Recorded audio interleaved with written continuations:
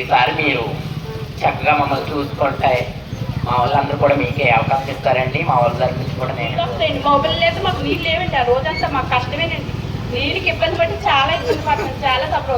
వాళ్ళు అడిగితే మీరు ఫోన్ చేయడం, మీరు ట్యాంకర్ తెచ్చామా, మీరు ఫోన్ చేయడం, మేము తెచ్చి మీ ఇంటికాడ పెట్టామా, మీ ఇంటికి వచ్చి గుమ్మాల పడి ఎక్కాలా మేము, మాకు ఖాళీ అయినట్టు మేము చేస్తాము, మాకు పనులు ఉంటాయని చెప్తున్నారు.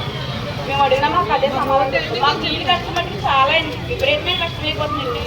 2 నెలల నుంచి అసలు నీళ్ళు లేక ఎంతో ఇబ్బంది అయిపోతుంది. మా ఆయనకు ప్లంబరండి, అయినా కూడా మాకు నీళ్ళు రావట్లేదు. మీ ఆయన ప్లంబర్ అయ్యి కూడా మీకు నీళ్ళు రావట్లేదు అని అడుగుతున్నారు. అదే ఇది నిజమేనండి, ఉన్నది చదివేనండి. ఆయనే మీకు రావట్లేదు అంటే అలాగంటున్నారు. కానీ మాకు నీళ్ళు సమస్య ఇచ్చింది, కరెంట్ సమస్య ఇచ్చింది. మాకు ట్రాన్స్ఫర్ లేదు సరే, ట్రాన్స్ఫర్ వేస్తాం అనుకుంటే ట్రాన్స్ఫర్ లేదు. ట్రాన్స్ఫర్ లేని కరెంట్ సమస్య, నీళ్ళ సమస్య తీర్చింది పెద్దలంటే.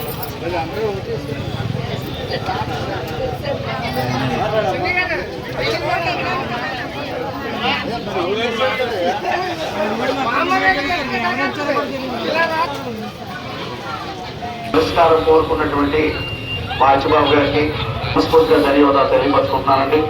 అలాగే వాటర్ మీద ఎక్కడ లేనంత విధంగా మీరందరూ బిందులు పట్టుకొచ్చి గుమ్మాలో పెట్టి అదే మీ ఎదురుకుండా పెట్టి ఈ రోజున అచ్చిబాబు గారు హామీ కోసం ఎదురు చూస్తున్నారు. ఆయన ఖచ్చితంగా ఆయన చూసినంత లెక్కలో వాటర్ సమస్య చెప్పింది మీరే. మీరు ఈ మధ్యకాలంలో చాలా మీటింగ్లు అటెండ్ అయ్యాం. వాటర్ సమస్య పెద్దగా మాకు ఎవరో చెప్పలేదు, కానీ అచ్చిబాబు గారు దృష్టిలో పెట్టారు కాబట్టి ఖచ్చితంగా ఈ వాటర్ సమస్య ఆయన ఖచ్చితంగా తీసుకుంటారు. దానికి సంబంధించి మీ పెద్దలు అచ్చిబాబు గారి నోటీసులో ఏమంటే ఒక్కసారి చెప్పి ఏదో చెప్తున్నారు, ఒక లెటర్ ఇవ్వండి. ఈ వాటర్ సమస్య మీద సార్కి ఒక లెటర్ ఇస్తే అది ఇమీడియట్ గా దాని మీద ఏ విధంగా చేయాలి అనే దాని మీద చూస్తాం. ఒకటి మాత్రం ఖచ్చితంగా చెప్తానండి, రాబోయే రోజుల్లో మనం చంద్రబాబు నాయుడు గారికి సైకిల్ గుర్తు మీద ఓటేయండి. అలాగే బీజేపీ పురంధరేశ్వరి గారు, మన ఎన్టీ రామారావు గారు అమ్మాయి, వారికి కమల గుర్తు మీద ఓటేయండి.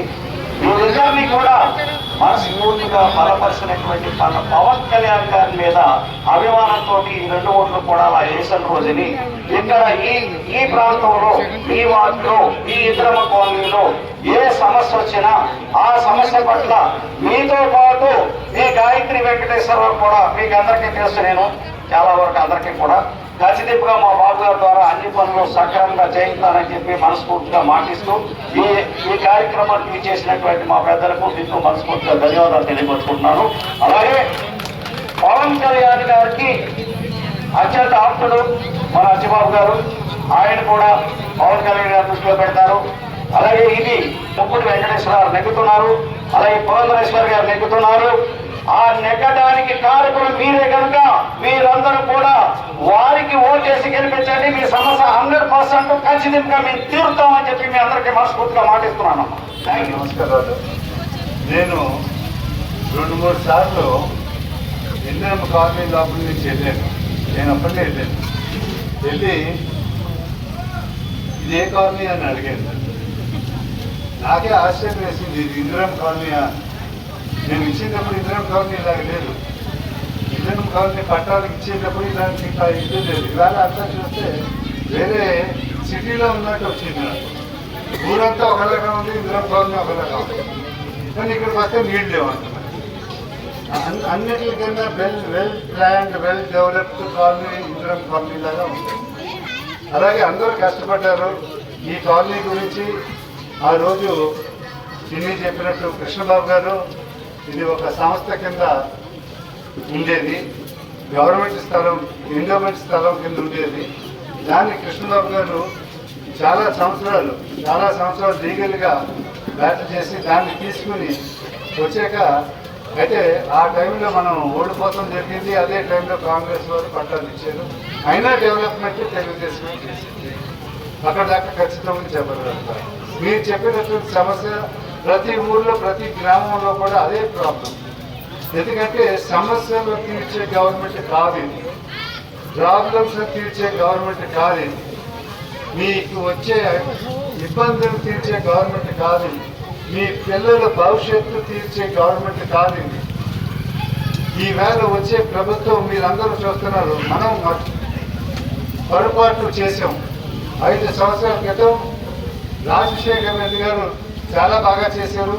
ఎన్టీ రామారావు గారు చాలా బాగా చేశారు, చంద్రబాబు నాయుడు గారు బాగా చేశారు. అలాగే ఈయన చిన్న వయసులో ఉన్నాడు, రాజశేఖర రెడ్డి గారు ఇంకా బాగా చేస్తాడని నమ్మి ప్రజలందరూ కూడా ఆయనకు ఓటేస్తడం జరిగింది. ఆ రోజు నుంచి ఇవాళ గెలిపించాక ప్యాలెస్లోకి వెళ్ళిపోయాడు కానీ బయట కనపడ్డా. హెలికాప్టర్లు కావాలి, లేకపోతే ఆయన దిగే హెలికాప్టర్ల దగ్గర ఉన్న చెట్లన్నీ నరికేయాలి. కారణం ఏంటంటే అది కూడా ఎన్టీఆర్ చంద్రబాబు నాయుడు గారు ఉన్నప్పుడు వేసిన చెట్లు. అసలు ఆయన వేసిన పునాదులన్నీ తీసేయాలి. ఆయన పేరు అన్నది మన రాష్ట్రంలో కనపడకూడదు, చెయ్యాలి. దాని రకంగా ఆయనకి పేరు కావాలంటే చంద్రబాబు కన్నా బాగా చేయాలి, రాజశేఖర రెడ్డి గారు బాగా చేయాలి. అప్పుడు ఆయన పేరు అలాగే ఉండిపోతుంది. అంతేకాని ఈయన పేర్లు ఉండకూడదని చెట్లు పీకేసి, పునాదులు పీకేసి, బిల్డింగ్లు పగలు కొట్టేసి ఆయన వచ్చినప్పటి నుంచి చేసిన డెవలప్మెంట్ ఏంటి అని ఒక్కసారి మీరు ఆలోచించుకోండి. మన పిల్లల భవిష్యత్తు గురించి మీరు ఆలోచించుకోండి. ఈవేళ చెప్తున్నారు మన పిల్లలు. నేను ఈవేళ యానాథ్ కాలనీకి వెళ్తే ఆయన ముగ్గురు పిల్లలు హైదరాబాద్లో ఉన్నారు. ఇక తల్లిదండ్రులను ఎవరు చూస్తారు? వాళ్ళకి ఉద్యోగాల అవకాశం లేదు. నేను హైదరాబాద్ మొన్న 10 రోజుల క్రితం హైదరాబాద్ వెళ్తే నాకు 2 రోజుల టైంలో చెప్పారు మీటింగ్ ఉందంటే కొవ్వూరు హైదరాబాద్లో వెళ్ళాను. అయితే అక్కడ మన కొవ్వూరు నియోజకవర్గం నుంచి 400 మంది అప్పటికప్పుడు మీటింగ్ పెట్టారు. గుత్తి కొవ్వూరు నియోజకవర్గం అంతా పిల్లలు. అక్కడ వారందరూ ఏంటంటే మేము ఈవేళ ఐటీ ఇండస్ట్రీ డెవలప్ అయ్యాక చంద్రబాబు నాయుడు గారు ఇక్కడ చేసినటువంటి డెవలప్మెంట్లు అన్నీ దానివల్ల మేము అందరం కూడా బాగుపడ్డాం. మా ఫ్యామిలీస్ అన్నీ కూడా పైకి వెళ్ళి మా పిల్లలు బాగా చదువుకుంటున్నారు. ఆయనకి మేము సపోర్ట్గా వచ్చాం అని చెప్పి మీ అందరూ చెప్పండి. మేము వీళ్ళందరూ కూడా కొవ్వూరు నియోజకవర్గం పిల్లలే. వీళ్ళందరూ ఇక్కడ కొవ్వూరు నియోజకవర్గంలో నుంచి వెళ్ళారు. అలాగే వాళ్ళు చెప్పేది ఆ ఐటీ ఇండస్ట్రీ ప్రపంచం మొత్తం మీద చంద్రబాబు నాయుడు గారు జైల్లో పెట్టినప్పుడు మొత్తం అందరూ కూడా రోడ్డుకి ధర్నా చేస్తాం మొదలుపెట్టారు. అలాగే ఇక్కడ జగన్మోహన్ రెడ్డి గారు చేసిన పనులు ధర్నా చేస్తే మనకి జైలు, మన కటకటాలు, మన పిల్లల భవిష్యత్తు నాశనం, కేసులు పెడతారు, రకరకాల కేసులు. ఆ కేసు ఎలా పెడతారంటే మళ్ళీ అది చదువుకోవడానికి అవకాశం ఉండదు, ఇతర బయటికి వెళ్ళడానికి అవకాశం ఉండదు. అలాంటి కేసులు వాళ్ళ మీద పెడతాం, మన పిల్లల మీద ఇంకో గంజాయి కేసులు పెడతాం, డ్రగ్స్ కేసులు పెడతాం. ఇలాగా ఎవరిని రోడ్డు ఎక్కకుండా చేశారు. కానీ ఈవేళ 5 సంవత్సరాల తర్వాత ఆయుధం మీ చేతిలో ఉంది. ఆయుధం ఏంటి? ఓటు. 5 సంవత్సరాలు అదే ఒకే ఒక ఆయుధం మన ప్రజల దగ్గర ఉన్నది, ఒకే ఒక ఆయుధం. 5 సంవత్సరాలకు మన చేతికి వస్తారు.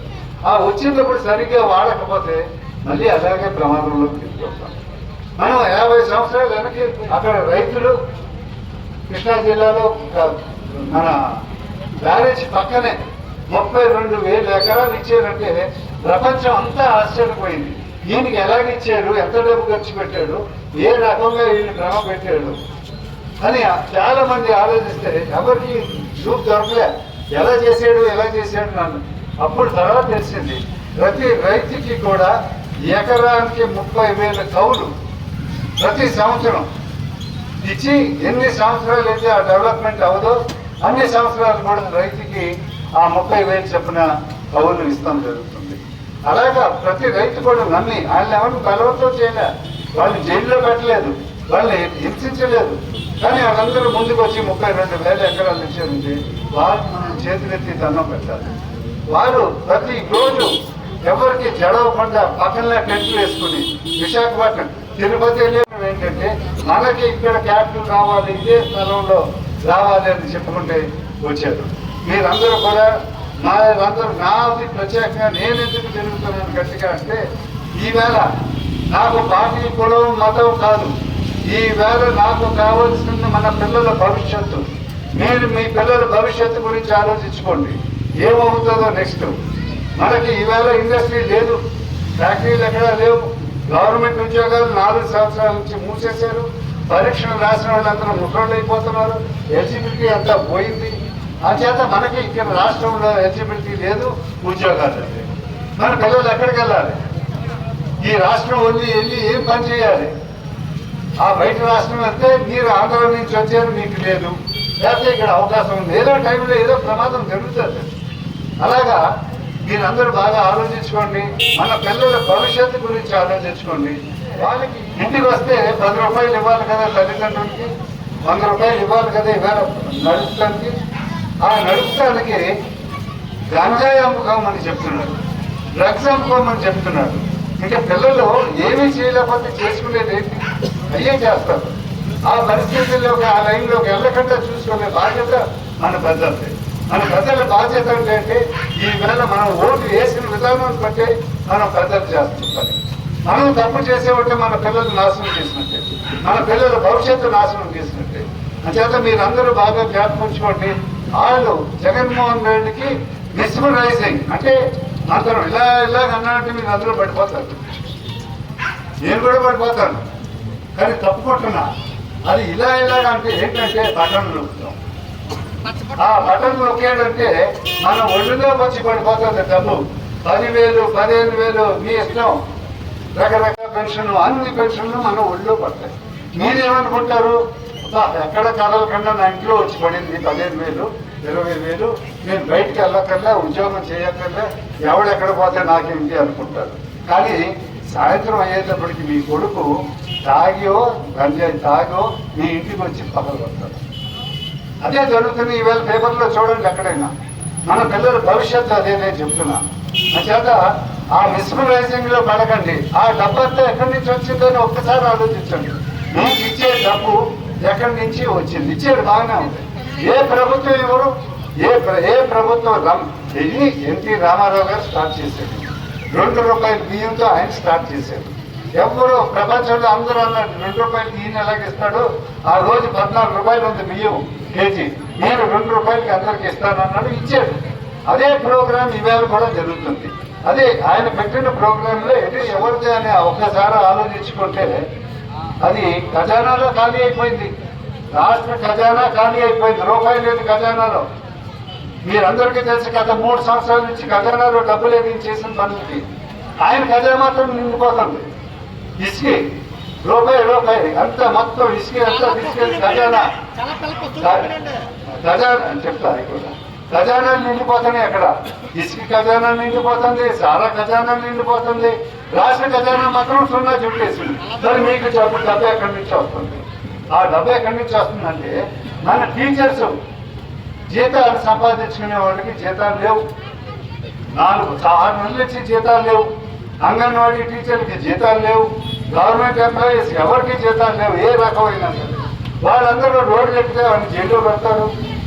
వాళ్ళ జీతాలే ఈవేళ మీకు మీ ఒళ్ళో పెట్టారు డబ్బు. మీ పిల్లలు కాదు, ఖజానా డబ్బు కాదు, అది మీ పిల్లల డబ్బు. జగన్మోహన్ రెడ్డి వేసిన మంత్రానికి మనం అందులో పడిపోతాం.